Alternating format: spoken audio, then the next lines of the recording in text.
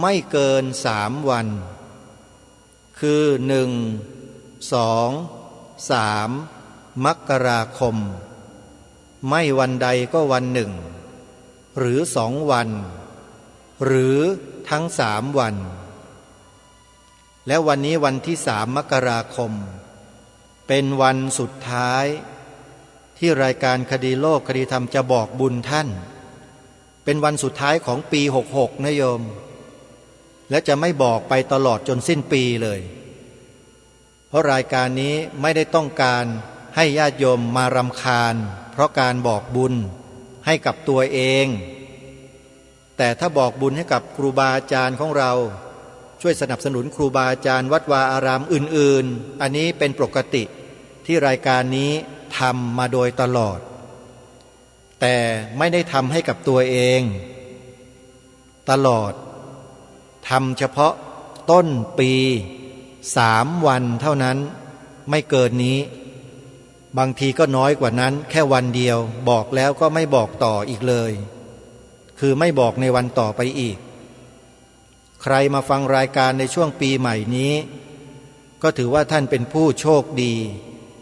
ได้ร่วมสนับสนุนรายการคดีโลกคดีธรรมก็ขอให้ญาติโยมสาธุชนทุกท่านได้ตั้งมั่นในจิตใจแล้วก็ทำในสิ่งที่โยมปรารถนาต้องการทำเท่าที่ความสามารถของเราทำได้ขอ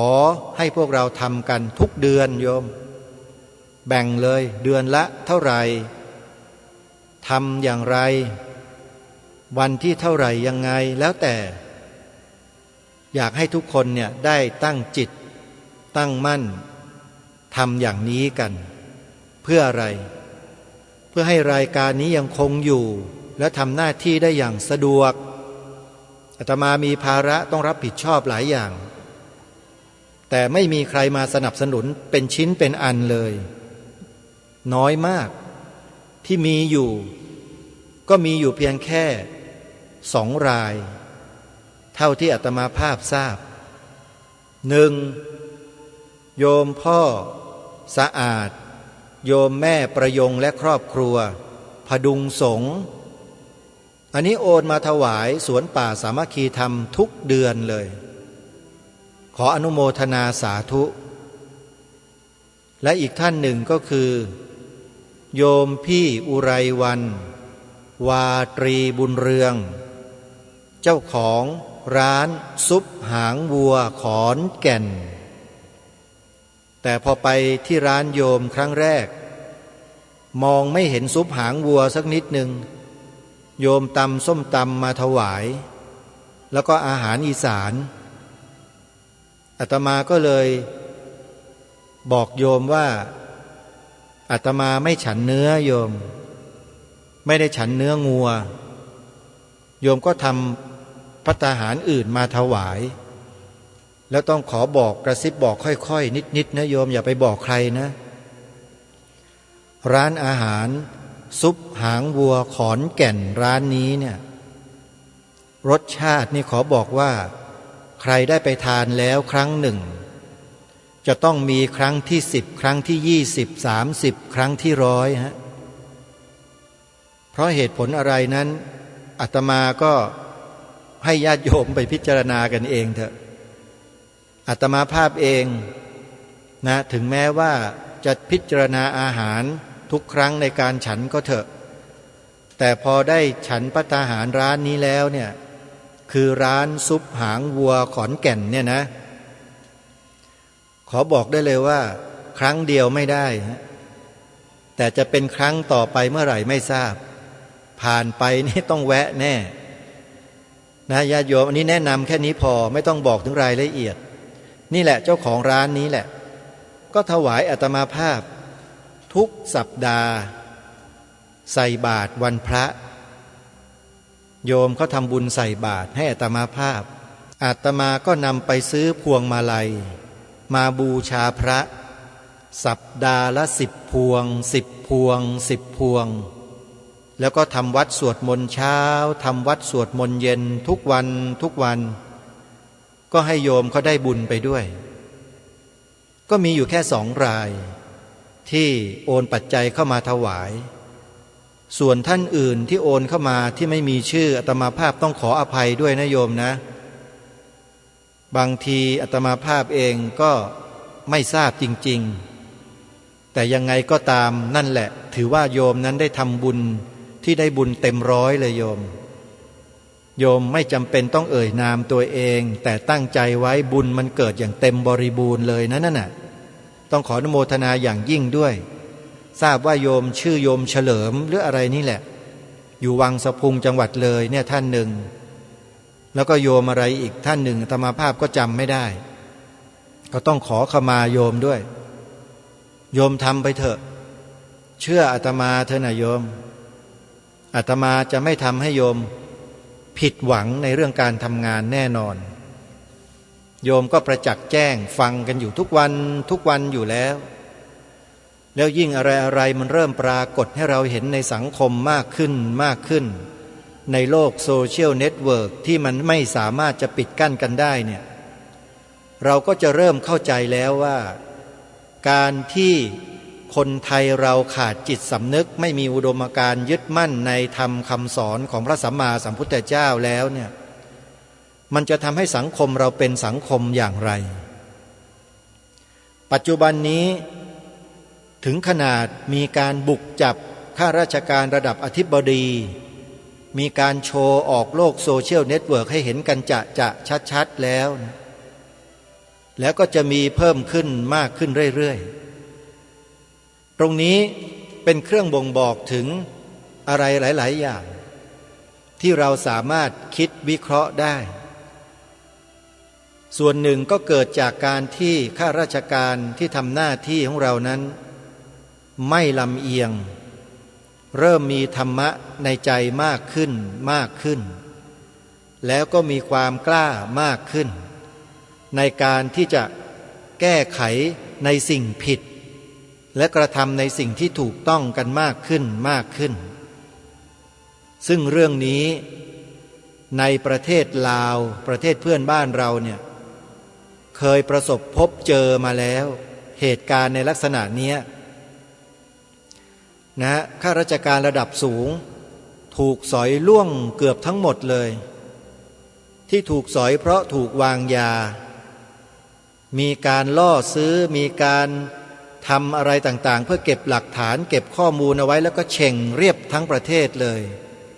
และสุดท้ายคนที่เฉ่งข้าราชการเหล่านั้นก็ส่งคนของตัวเองขึ้นไปดำรงตำแหน่งแทนกันทั้งประเทศเลยสุดท้ายประเทศลาวเป็นยังไงใครอยากจะรู้ไปฟังคลิปใน YouTube ที่อาตมาภาพได้ทำการอัปโหลดเอาไว้นะโยมพิมพ์คำว่าสภาประชาชนเว้นวรรคเลข1ไทยเว้นวรรคดีทีวีสักนิดหนึ่งก็จะได้เจอคลิปนี้ทันทีใครอยากจะรู้นะว่าประเทศลาวประสบกับเหตุการณ์อะไรเปิดไปที่ YouTube แล้วพิมพ์คำนี้ใส่ลงไปสภาประชาชน1เลขไทยมีอยู่2คลิป1กับ2เปิดดูได้เลยโยมแล้วดูให้จบฟังให้จบ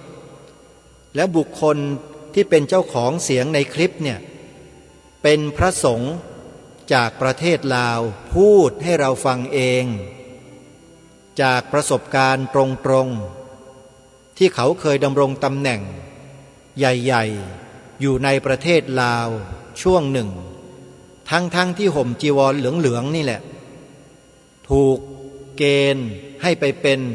ผู้บริหารในระดับแขวงของประเทศลาวในยุคนั้นเป็นประสบการณ์ตรงล้วนๆเลยโยมรับรองได้ว่าฟังแล้วเนี่ยหยุดไม่ลงต้องฟังให้จบเพราะมันเป็นเรื่องจริงเป็นเหตุการณ์ที่เกิดขึ้นจริงๆที่ประเทศลาวบ้านพี่เมืองน้องของเราเนี่ยแต่ก่อนประเทศลาวนี่มีสถาบันพระมหากษัตริย์เหมือนเรา มีสถาบันสงฆ์สถาบันพระพุทธศาสนาเหมือนเราทุกอย่างแต่หลังจากที่ลาวถูกแยกประเทศออกไปโดยฝรั่งเศสมาล่าอาณานิคมออกไปแล้วเนี่ยประเทศลาวก็เริ่มคลืบคลานเข้าสู่เงามืดของการเมืองประเทศลาวก็ถูกครอบงำแบบเบ็ดเสร็จด้วยลัทธิการปกครองชนิดหนึ่งที่เรียกว่าคอมมิวนิสต์มีผลทำให้สถาบันพระพุทธศาสนาและสถาบันพระมหากษัตริย์ต้องสูญสลายไปจากประเทศลาวในทันทีที่เขาดำเนินการจบหมดเลยประเทศไทยเรากำลังจะก้าวสู่ไปในหนทางนั้นหรือไม่เราสามารถไปศึกษาในคลิปนี้เพื่อเทียบเคียงดูได้เลยรายการคดีโลกคดีธรรมโดยอาตมาภาพเป็นคนนำข้อมูลนี้มาเผยแพร่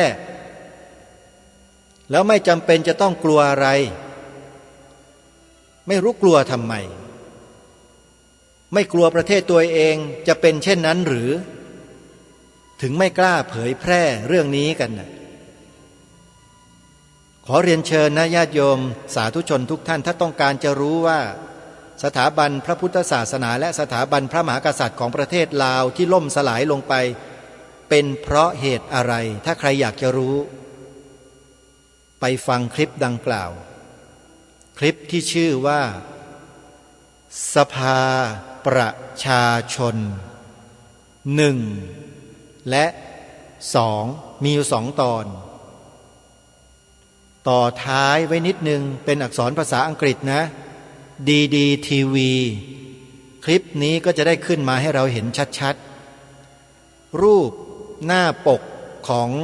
YouTube คลิปนี้เนี่ยเป็นรูปดอกพุทธรักษาเป็นรูปดอกพุทธรักษานะโยมนะนั่นคือข้อสังเกตหน้าจอจะขึ้นมาอย่างนั้นเข้าไปดูกันไปฟังให้จบประเทศไทยเรากำลังจะเกิดสถานการณ์ลักษณะคล้ายๆคลึงกันกับที่ประเทศลาวเคยเกิดแล้วหรือไม่รายการคดีโลกคดีธรรมจึงให้พวกเราไปศึกษาเรียนรู้ไปรู้ให้ทันรู้เท่าเอาไว้กันรู้ทันเอาไว้แก้รู้แน่ๆก็คือต้องรู้ทุกสิ่งรู้อะไรก็ได้ที่เราสามารถรู้ได้รู้แล้วนำมาพัฒนานำมาแก้ไขปัญหาที่มันเกิดแล้วก็ดีที่มันกำลังจะเกิดก็ดีให้มันหมดไปในบ้านเมืองของเราอย่าให้มันเกิดรายการคดีโลกคดีธรรมเน้นย้ำในเรื่องนี้มาโดยตลอดให้พวกเรานั้นรู้เท่าเอาไว้กันรู้ทันเอาไว้แก้การที่มารณรงค์ให้พวกเราทำ3 ข้อเนี่ยจะทำให้เรารู้อะไรหลายๆอย่างน้อยเราก็รู้แหละคนที่อยู่รอบๆเราที่รู้จักเราเนี่ยเขาคิดอย่างไรกับเราที่เราเป็นแบบนี้คือมีจิตสำนึกและมีอุดมการณ์แบบนี้แล้วมาเดินตามแนวนี้คือแนวที่บรรพชนเราได้สืบสารรักษาต่อยอดมาที่รายการคดีโลกคดีธรรมได้นำมาเสนอในนามของสภาพุทธบริษัทภาคประชาสังคมจิตอาสาหรือสพปอ.ตรงนี้เราสามารถตัดสินใจได้นี่คือสิ่งที่รายการคดีโลกคดีธรรมทำมาโดยตลอดแล้วก็ยังคงทำต่อไป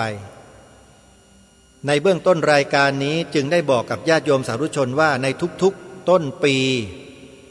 คือระหว่างวันที่1 มกราคมถึงวันที่3 มกราคม3 วันนี้รายการคดีโลกคดีธรรมจะประกาศเชิญชวนญาติโยมบอกบุญญาติโยมให้ทำบุญสนับสนุนรายการคดีโลกคดีธรรมสักครั้งเดียวแค่ต้นปีแค่นี้วันที่3แค่นั้นจบแล้ววันอื่นต่อไปจนถึงสิ้นปีนี่ไม่พูดเรื่องนี้เลยจะไม่พูดถึงอีกจะไม่บอกรายละเอียดอีก ให้ญาติโยมจดหมายเลขโทรศัพท์มาถามเองเดี๋ยวจะบอกเบอร์โทรศัพท์แล้วก็เบอร์บัญชีให้ญาติโยมได้สนับสนุนรายการนี้นะโยมนะวันนี้วันสุดท้ายของปีนะที่จะบอกรายละเอียดญาติโยมจดไว้ญาติโยมท่านผู้ฟังท่านใดเห็นว่ารายการคดีโลกคดีธรรมรายการนี้สมควรส่งเสริมและสนับสนุนต่อไปโดยการปวารณาตนบริจาคให้กับรายการนี้เป็นรายเดือนเดือนละเล็กเดือนละน้อยคนละไม้คนละมือให้โยมโอนปัจจัยเข้ามาทำบุญที่ธนาคารไทยพาณิชย์สาขาบางลำพูเลขบัญชี11421498997จดหมายเลขโทรศัพท์ไว้สอบถามได้ทุกเรื่องหมายเลขโทรศัพท์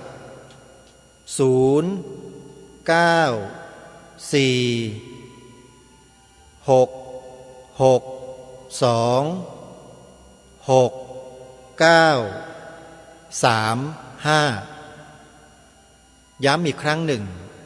หมายเลขโทรศัพท์0946626935ชื่อบัญชีพระประหลัดนรงฤทธิ์คืออาตมาภาพเองขออนุโมทนาบุญกับญาติโยมทุกท่านที่มองเห็นประโยชน์และมองเห็นคุณค่าของรายการคดีโลกคดีธรรมแล้วช่วยกันสนับสนุนอาตมาภาพไม่ได้ต้องการมากแต่ต้องการทุกคนให้มีส่วนร่วมอย่าให้อาตมาภาพทำอยู่คนเดียวโยมให้ร่วมกันโยมพูดอย่างนี้ไม่ได้แต่โยมสามารถสนับสนุนได้ก็สนับสนุนกันมาตามกำลังของเราขออนุโมทนาสาธุบุญกับทุกท่านปีใหม่นี้ขอให้ทุกท่านนั้นร่ำรวยเงินทองไหลมาเทมาตลอดปีพระพุทธศักราช2566ด้วยกันทุกท่านทุกคนเทินใครสาธุคนนั้นรวยทีนี้ก็เข้ามาสู่เนื้อหาสาระของรายการของเรากันต่อไปเรายังอยู่ในช่วงของพันธกิจของสภาพุทธบริษัทภาคประชาสังคมจิตอาสาของเรากันอยู่โดยทางสภาพุทธบริษัทนั้นได้อัญเชิญแนวพระราชดำริพระราชดำรัสพระบรมราชโองการพระราชปณิธานขององค์บุรพมหากษัตริย์ของเรามาเผยแพร่ให้พวกเราได้สัมผัสได้เห็นได้เรียนรู้ว่า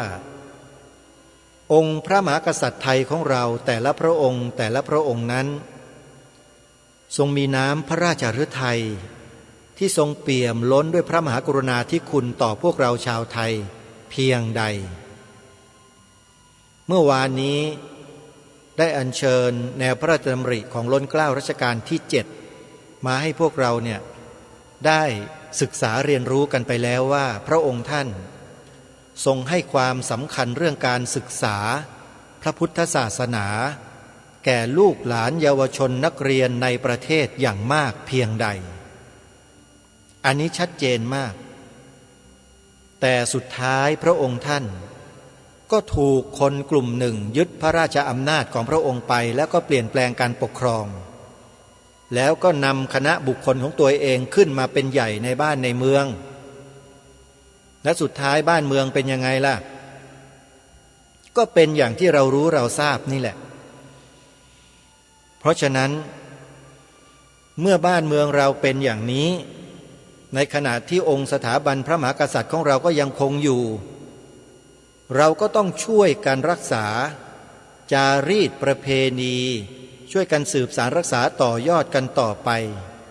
ตามโบราณราชประเพณี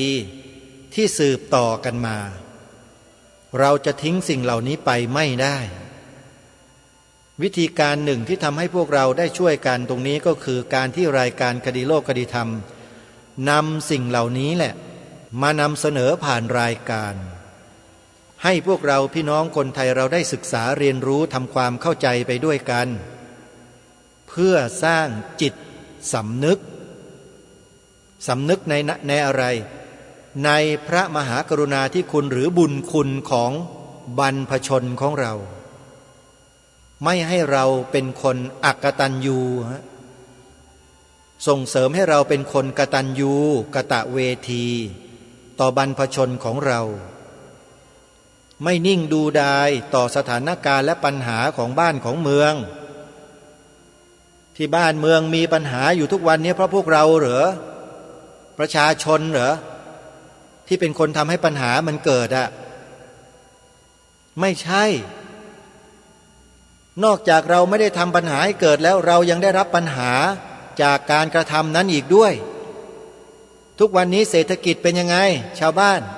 ชาวนาชาวไร่ชาวสวนดีไหมเศรษฐกิจ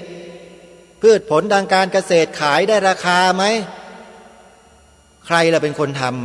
ำอย่าเที่ยวไปโทษคนนู้นคนนี้ประเทศนู้นประเทศนี้ไปเที่ยวไปโทษโลกไปโทษดวงจันทร์ดาวอังคารไม่ต้องไปโทษคุณเสนอตัวของคุณเข้ามาบริหารกิจการบ้านเมืองกันเองแล้วประชาชนได้รับความเดือดร้อนอย่างนี้แล้วคุณทำอะไรกันเอาหูไปนาเอาตาไปไร่กันหรือเห็นหรือยังท่านผู้ฟังสิ่งที่รายการคดีโลกคดีธรรมพูดอยู่ทุกวันนี้ถ้าเราไม่ช่วยกันไม่รณรงค์แล้วส่งเสริมคนที่ดีคนที่มีความสามารถจริงๆเนี่ยให้เข้าไปเป็นตัวแทนของเราบริหารกิจการบ้านเมืองเราก็จะเจอไอ้แบบเนี้ยเรื่อยไปเราก็จะเจออย่างนี้กันร่ำไปนั่นแหละพอถูกเงินมาฟาดหัวฟาดหน้าสักทีหนึ่งนี่ก็ไปเลือกไปลงคะแนนให้เขาหมดแล้วเป็นไงได้อะไรมั่งเห็นหรือยังนี่คือสิ่งที่มันเกิดขึ้นกับพวกเรามานักต่อนักเกิดแล้วเกิดอีกเกิดซ้ำเกิดซากแต่เราไม่เข็ดเราก็ยังเป็นอย่างเนี้ยยังทำตัวกันอยู่อย่างเนี้ยเพราะฉะนั้นต่อไปนี้เลิกกันสักทีเถอะท่านเลิกเห็นแก่ได้กันสักทีเวลาจะเลือกใครเข้าไปเป็นตัวแทนเนี่ยใช้ตาเบิ่งกว้างๆดูให้มันดีๆหน่อยดูถึงนโยบายพรรคกันดูที่ว่ามันสอดคล้องกับสิ่งที่เราคิดเราทำเราพูดกันอยู่ตอนนี้ไหมมีไหมพรรคการเมืองไหนที่มีแนวนโยบายและลักษณะเช่นนี้สนับสนุนให้พระพุทธศาสนาเป็นศาสนาประจำชาติไทยเนี่ยไปดูให้ดีๆสิแล้วก็เลือกกันเข้าไปเยอะๆหน่อยคนพวกนี้ไปเลือกอะไรกันก็ไม่รู้เข้าไปเสร็จแล้วก็ไปทำอะไรกันอยู่ล่ะทำอะไรนั่นน่ะคนเขาสรรเสริญยกย่องหรือว่าคนเขานินทาด่าว่าก็ลองไปพิจารณากันดูให้ดีพอรายการนี้พูดแบบนี้ไอ้พวกลิ้วล้อคนเหล่านั้นก็ไม่พอใจก็ไม่เป็นไรนะก็ถือว่าคุณกระทำตัวของคุณกันเองไม่ยืนอยู่บนหลักการที่ถูกต้องของชาติบ้านเมืองของบรรพชนตัวเองคุณไปตามใครอยู่ไปเชื่อฟังใครอยู่ที่ไม่ใช่บรรพบุรุษของคุณเลยเพียงแค่เขาเอาเงินมาฟาดหัวของคุณก็ไปเดินตามเขาหมดอย่างนั้นหรือเขาเรียกว่าคนมีจิตสำนึกใช่หรือใช่ไหมท่านเด็กป .4 มันก็คิดออกเพราะฉะนั้นอย่ามาอ้างเหตุอ้างผลอะไรทั้งนั้นไม่ต้องมาอ้างคุณทำความชั่วแล้วคุณไม่ต้องมาอ้างอะไรทั้งนั้นมันอ้างไม่ขึ้นหรอกแต่ถ้าคุณทำความดีทำสิ่งที่ดีส่งเสริมสิ่งที่ดีคุณมาอ้างได้แล้วเราจะฟังคุณเชื่อคุณแต่นี่ไม่ใช่สิ่งที่มันออกมามันเร็ดรอดมันหลุดมาเนี่ยในการกระทำของพวกคุณเนี่ยมันสิ่งดีถ้าที่ไหนโกงชาติบ้านเมืองคอร์รัปชันทุจริต สารพัดสารเพจับได้ถึงระดับอธิบดีถึงระดับนายพลนายพันเห็นไหมมันปกติไหมบ้านเมืองเราอะแล้วอย่างนี้พวกเราก็ยังจะนิ่งๆไม่สนใจกันอีกหรือเป็นถึงขนาดนี้กันแล้วเนี่ยไม่ได้บ้านนี้เมืองนี้เราอยู่ร่วมกันเป็นชุมชนใหญ่เป็นประเทศชาติทุกคนต้องมีส่วนร่วมในการดูแลบริหารจัดการบ้านเมืองของเราตามความเหมาะสมในกฎหมายเขาให้ประชาชนนี้ตรวจสอบการทำงานของภาครัฐได้ไม่ใช่หรือสามารถที่จะวิพากษ์วิจารณ์ด้วยเหตุด้วยผลได้มิใช่หรือเราไม่ได้ไปกล่าวร้ายไม่ได้ไปกล่าวหาแต่เรากำลังวิเคราะห์กำลังนำเสนอกำลังวิพากษ์วิจารณ์บางสิ่งบางอย่างเพื่อนำไปสู่การแก้ไขให้ถูกต้องไม่ใช่ไปเหยียบย่ำทำลายป้ายสีไม่มีเลยเราไม่ได้ไปกล่าวร้ายป้ายสีใครเพียงแต่เสนอแนะถึงสถานการณ์เหตุการณ์ที่มันเกิดขึ้นมันเป็นอยู่เนี่ยเอามาทำให้พวกเราได้มองเห็นว่าอะไรมันเกิดขึ้นแล้วเราจะทำอย่างไรเพื่อให้สิ่งเหล่านั้นมันไม่เกิดขึ้นอีกก็เสนอแนะแนวทางวิธีการทั้งในอดีตที่ผ่านมาและในปัจจุบันและอนาคตว่าเราควรจะแก้ไขอะไรและเราควรจะทำกันอย่างไรหรือไม่สิ่งหนึ่งที่รายการนี้ทำได้ก็คือสร้างจิตสำนึกให้คนไทยของเราทำได้แค่นี้และไม่มีสิ่งใดที่จะดีเท่ากับสิ่งที่องค์บูรพมหากษัตริยาธิราชเจ้าของเราได้ทรงกระทำไว้เรียบร้อยแล้วก็ทรงถ่ายทอดออกมาเป็นพระบรมราชโองการบ้างพระบรมราโชวาทบ้างเป็นแนวพระราชดำริบ้างเป็นพระราชกรณียกิจที่เป็นตัวอย่างบ้างทางรายการก็อัญเชิญมาใส่ไว้ในข้อมูลในนามของสภาพุทธบริษัทภาคประชาสังคมจิตอาสาหรือสพปอ.เพื่อมาเผยแพร่ให้กับพี่น้องคนไทยของเราได้มองเห็นถึงน้ำพระราชหฤทัยขององค์พระมหากษัตริย์ว่าพระองค์นั้นน่ะได้ทรงกระทำการปกป้องรักษาความเป็นชาติไทยของเราไว้อย่างไรด้วยอะไรเพื่อให้พวกเราทุกคนได้เกิดจิตสำนึกในพระมหากรุณาธิคุณของพระองค์ท่านเหล่านั้นหรือถ้าพูดภาษาชาวบ้านก็คือให้มีความกตัญญูสำนึกในบุญคุณของพระองค์ท่านนี่เขาเรียกว่าสำนึกเรามีกันหรือเปล่าฟังรายการคดีโลกคดีธรรมกันมาเนี่ยเรามีสำนึกในข้อนี้กันแล้วหรือยังอาตมาภาพเชื่อว่าเรามีกันแล้วแต่มีแล้วเท่านี้ยังไม่พอเราต้องมีอุดมการณ์เพิ่มขึ้นไปอีกอุดมการณ์นั้นถือว่าเป็นเรื่องสำคัญที่จะรักษาจิตสำนึกเอาไว้ได้ถ้าไม่มีอุดมการณ์จิตสำนึกนี้คลอนแคลนได้เพราะฉะนั้นถ้ามีจิตสำนึกสร้างจิตสำนึกขึ้นมาแล้วต้องสร้างอุดมการณ์ขึ้นมาอีกอุดมการณ์ในที่นี้ก็คืออุดมการณ์เพื่อชาติศาสนาพระมหากษัตริย์และมันต้องตรงกันเหมือนกันเป็นอื่นไม่ได้สถาบันหลักของชาติ3สถาบันที่ทางรายการย้ำมาโดยตลอดคือสถาบันชาติไทยสถาบันพระพุทธศาสนาสถาบันพระมหากษัตริย์มีแค่นี้ศาสนาอื่นลัทธิอื่นไม่เกี่ยวคุณไม่ใช่สถาบันของประเทศนี้ชาตินี้บ้านนี้เมืองนี้อย่าริอ่านโลภล่วงเกินไปองค์พระบาทสมเด็จพระจอมเกล้าเจ้าอยู่หัวตรัสไว้มีปรากฏอยู่ในประชุมประกาศรัชกาลที่4เล่ม 1 ซึ่งทางสภาพุทธบริษัทภาคประชาสังคมจิตอาสาได้อัญเชิญมาไว้เป็นข้อมูลในเว็บไซต์ของสภาพุทธบริษัทภาคประชาสังคมจิตอาสานี้ในปัจจุบันท่านสามารถเข้าไปดูในเว็บไซต์ได้เลย www.vbcs-66.com VBCS เป็นอักษรย่อของสภานี้องค์กรนี้เป็นภาษาอังกฤษชื่อเต็มว่า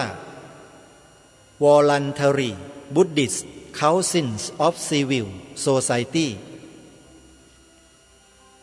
ท่านสาธุชนทุกท่านวันนี้รายการคดีโลกคดีธรรมจะขออัญเชิญแนวพระราชดำริหรือพระราชกรณียกิจของล้นเกล้ารัชกาลที่ 8พระบาทสมเด็จพระปรเมนทรมหาอานันทมหิดลรัชกาลที่ 8ซึ่งถือว่าเป็นช่วงรัชกาลที่สั้นที่สุดยุคหนึ่งในทุกๆยุคของราชวงศ์พระองค์ท่านได้ทรงกระทำพระราชกรณียกิจส่วนพระองค์ประการหนึ่งซึ่งเป็นประการที่สำคัญมากๆที่องค์บุรพมหากษัตริย์ไทยของเราทุกพระองค์ได้ทรงกระทำสืบต่อกันมาทุกพระองค์นะฮะพระองค์ท่านก็ทรงทำเช่นนั้นเหมือนกันดังมีปรากฏเป็นหลักฐานซึ่งได้รวบรวมไว้ในหนังสือศาสนาประจำชาติดังนี้ในการเสด็จนิวัตรพระนครครั้งแรกพระบาทสมเด็จพระปรเมนทรมหาอานันทมหิดลรัชกาลที่ 8ได้ทรงประกอบพิธีปฏิญาณพระองค์เป็นพุทธมามกะท่ามกลางมณฑลสงฆ์ในพระอุโบสถวัดพระศรีรัตนศาสดารามพระองค์ยังทรงตั้งพระราชาฤทัยอย่างแน่วแน่ว่าจะทรงผนวดในพระบวรพุทธศาสนาสักวาระหนึ่งโดยได้มีพระราชหัตถเลขาถึงสมเด็จพระสังฆราชเจ้ากรมหลวงวชิรยานวงศ์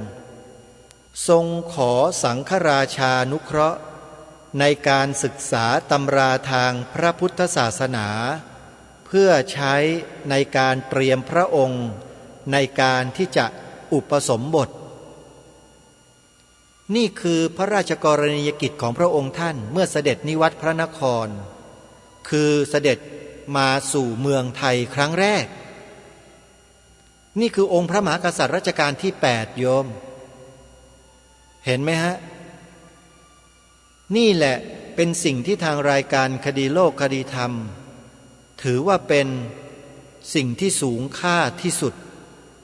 ที่คนไทยเราทุกคนโดยเฉพาะพุทธบริษัทของเราเนี่ยจะต้องถือเป็นพันธกิจสำคัญสำหรับพวกเราชาวพุทธบริษัทในการสืบสารรักษาต่อยอดสิ่งเหล่านี้ของพระองค์ท่านไม่ควรปล่อยละเลยเป็นอันขาดและนี่ก็เป็นเนื้อหาของรายการคดีโลกคดีธรรมในวันนี้วันที่3ของปี3มกราคมพระพุทธศักราช2566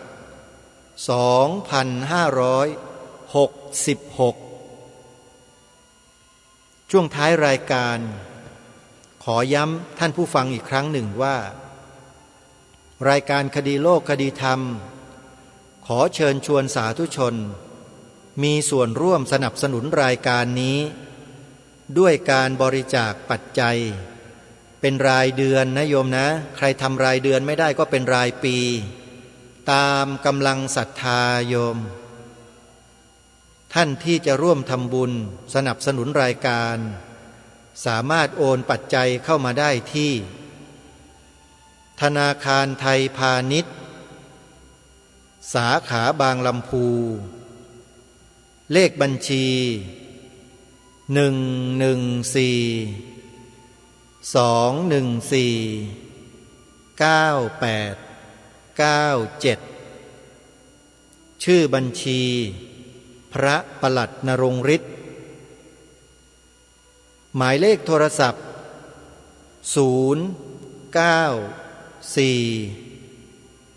6 ข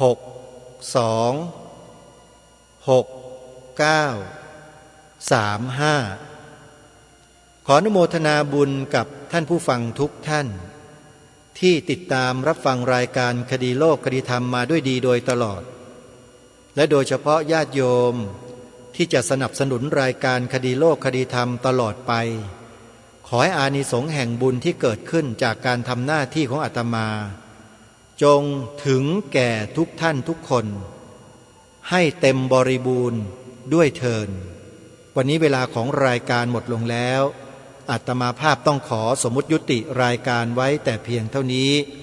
พบกันใหม่ในวันต่อไปขอความสุขความสวัสดีในธรรมแห่งองค์สมเด็จพระบรมศาสดาสัมมาสัมพุทธเจ้าจงปรากฏเกิดมีขึ้นในจิตใจของท่านผู้ฟังทุกท่านทุกคนเทินขอเจริญพร